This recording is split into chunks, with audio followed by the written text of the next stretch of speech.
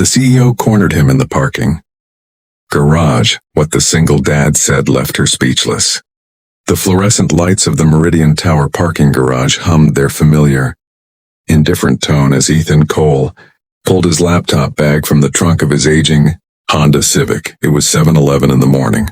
The concrete smell of the underground structure mixed faintly with motor oil and cold air. He had been awake since 5. Maya had a nightmare again. The third one this week, and then by the time he got her back to sleep, made her lunch, dropped her at school, and fought through downtown traffic, his body already felt like it had worked a full shift.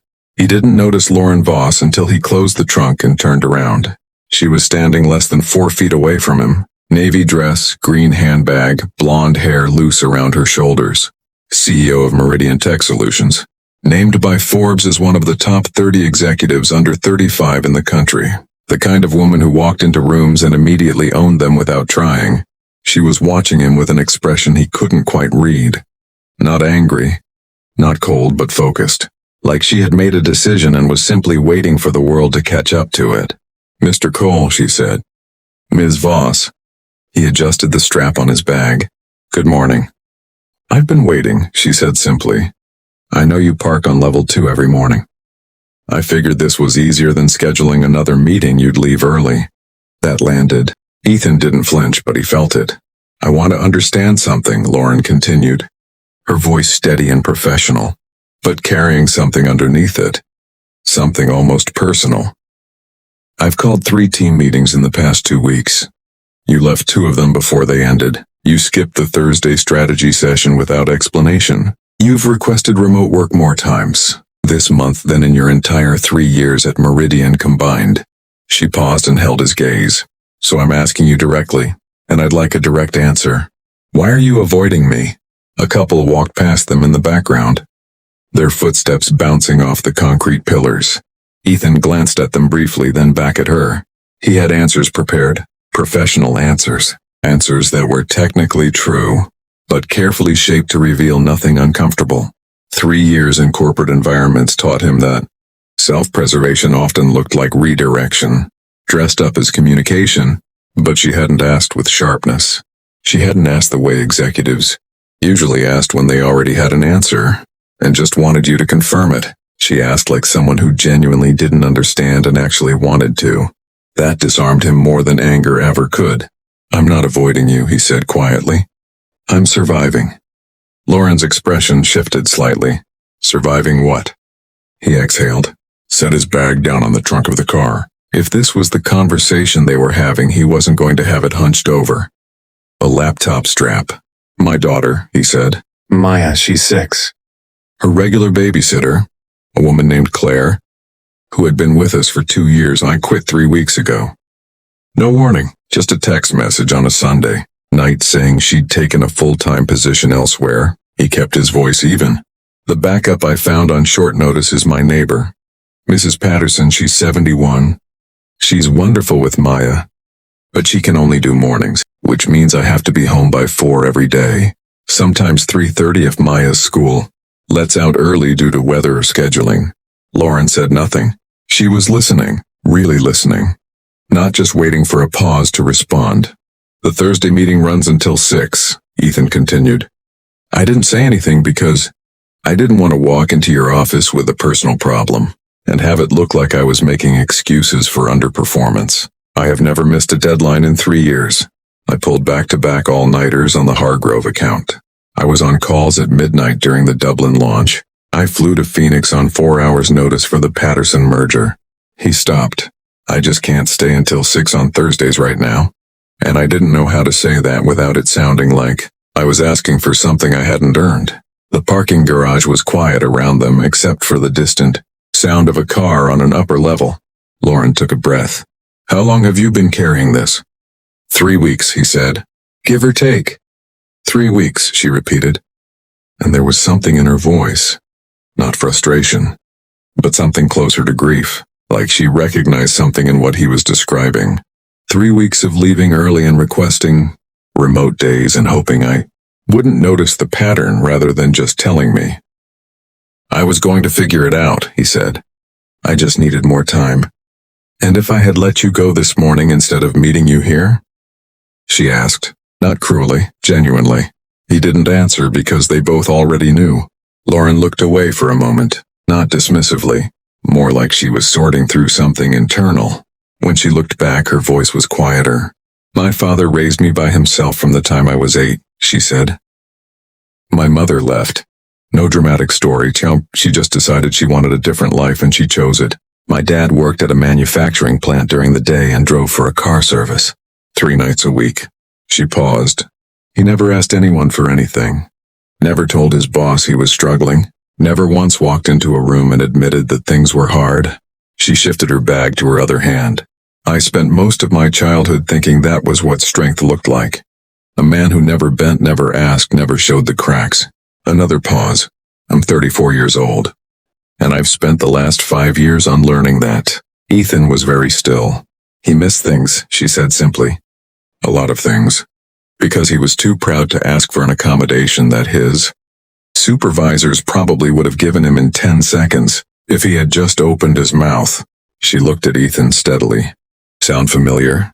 He didn't trust himself to speak for a moment. "Come upstairs," she said. "I want to show you something before the floor fills up." The executive level at that hour had a different quality to it. Unhurried, clean, the kind of quiet that existed only before the workday officially began. Lauren led him past her corner office and into the main conference room at the end of the hall. She pulled up a document on the wall display. "This is the Meridian Flexible Operations Initiative," she said. "It goes company-wide next quarter. We've been building it for 3 years with input from HR, legal department heads, and an external consulting team." She scrolled through the framework. Core required hours are 10 to 3. Everything outside of that is evaluated entirely on output, deliverables, results, client satisfaction scores. No one gets rated on when they're physically sitting at a desk. The only thing that matters is what they produce. Ethan studied the screen. "This is already approved? Signed off by the board 6 weeks ago," she said. "We're in the final implementation phase." She turned to face him. "You would have known about this at the all-hands next month. But I think you need to know about it now." He sat down slowly in one of the conference chairs. "Why didn't anyone say anything?" "Because organizations move slowly and people suffer quickly," Lauren said. "That's one of the fundamental failures of corporate culture. We build solutions in boardrooms while the people who need them are quietly falling apart in parking garages." She sat down across from him. Something he noticed because Lauren Voss almost never sat at the same level informally. It was a small thing, but it registered. "I'm putting you in the pilot program starting Monday. Flexible hours, officially documented, approved by HR.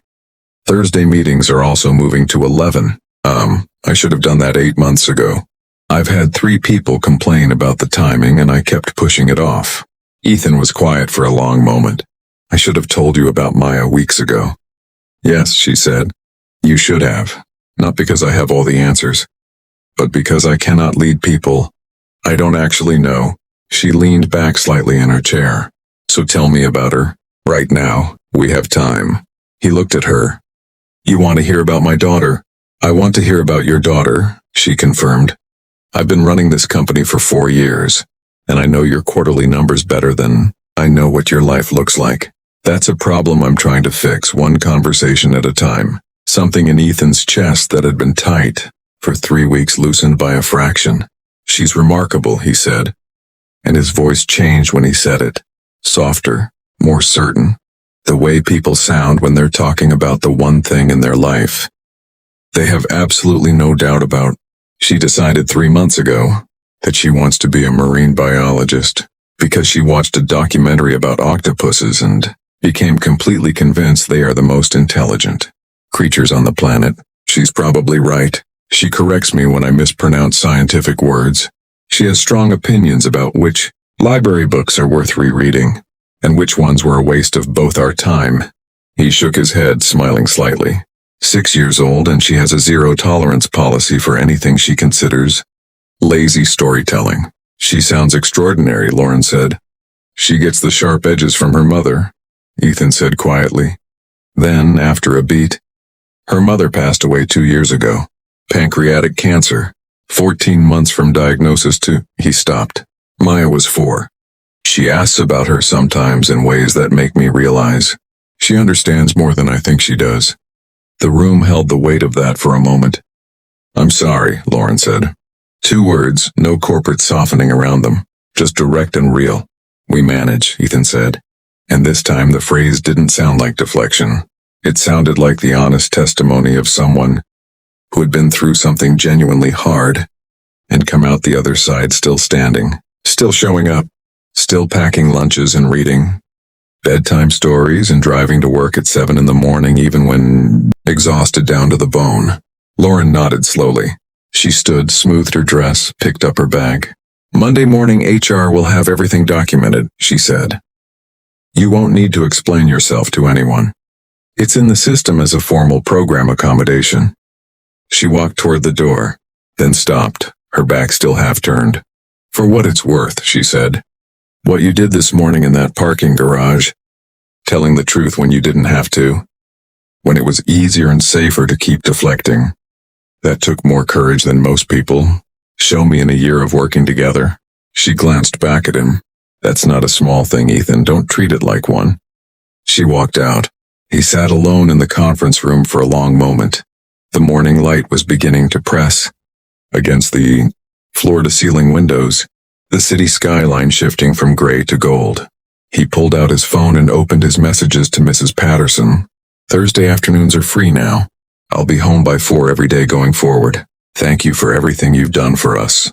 I don't think you know what it's meant. He sat for another moment before sending it. Then he sent it. Then he picked up his laptop bag, straightened his collar, and walked out to start his day, lighter than he had been in 3 weeks, carrying something he hadn't expected to find at a parking garage on an ordinary Tuesday morning. The truth, it turned out, was significantly less heavy than the silence he had been using to hold it down. Some of the most important conversations of your life will happen in places you never planned. A parking garage, a hospital waiting room, a kitchen at 2 in the morning. The location doesn't matter. What matters is whether you decide, and in that moment, in that ordinary, unremarkable place, to finally say the true thing instead of the safe one. Ethan Cole said the true thing. Everything changed.